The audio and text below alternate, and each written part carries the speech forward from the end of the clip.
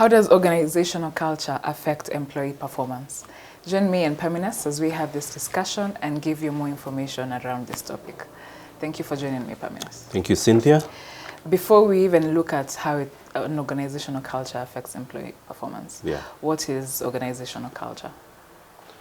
So organizational culture it's a common management phrase. And people, when they hear of organizational culture, there's all these ideas that it's a big thing, complicated thing. Yeah. But for me, a simple definition of organizational culture is how do we do things. Yeah.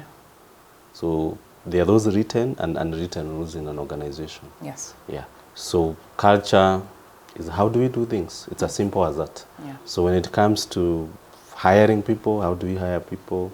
How do we discipline people? How do we motivate the staff?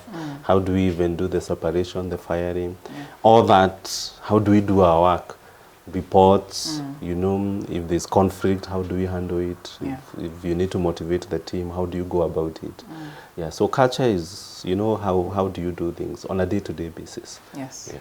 So now let's look at how it ties in or rather affects employee performance. Yeah.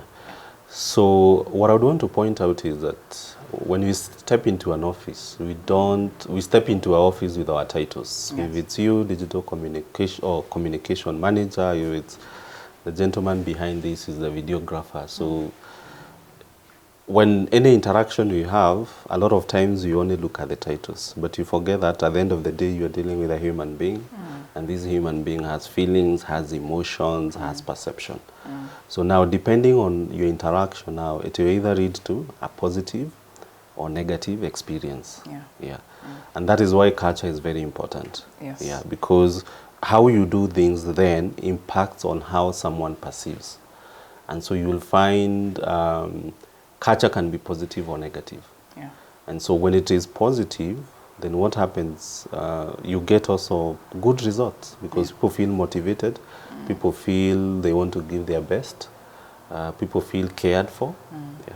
If it's negative, it's also the reverse. Yeah. I mean, even you, if someone has been nasty to you, you don't want to see them, you don't want to reply to their text, you don't want to, you don't feel motivated to go to work, you know, so you can see the implication. Yeah. Yeah. So having said that, now what can employers do to now improve the organizational culture so as to get good performance? Like I said, a lot of time is we focus on the big things. So we'll focus on technology, we'll focus on systems, we'll focus on policies, we'll focus on procedures. Yeah. So whether you're an SME, a medium-sized, or even a multinational, a large organization, a lot of us in management, we do pay attention to those things because they are visible, they are tangible. However, what we forget about is those other small aspects, the soft aspect of our relationship. Yeah. How we treat each other, how we communicate, how you know, if there's a fight, how do we go about it? Yeah.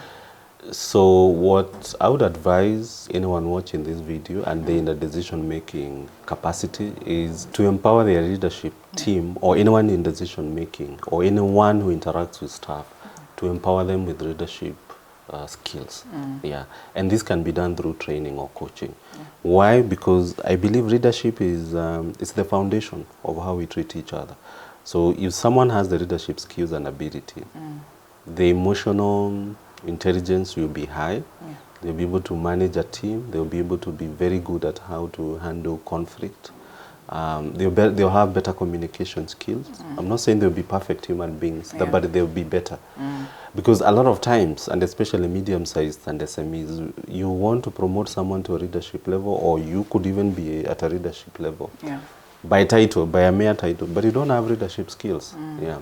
So a lot of the organizational culture challenges we have in companies is because us who are in decision-making capacities, we don't have leadership skills. And I believe if someone is trained on leadership, it will make a whole lot of a difference. Yeah. Yeah. All right. Thank you so much for that. And for those watching and wondering where to get this leadership training, we do offer leadership, customized leadership training for organizations, where we first meet you for a free consultative meeting, where we get to understand the needs of your organization and what your team is going through. Then we customize our training depending on those needs. For more information about the leadership training, we have left a link below in the description box. Go through it, reach out to us, and we'll be happy to help. See you in the next video.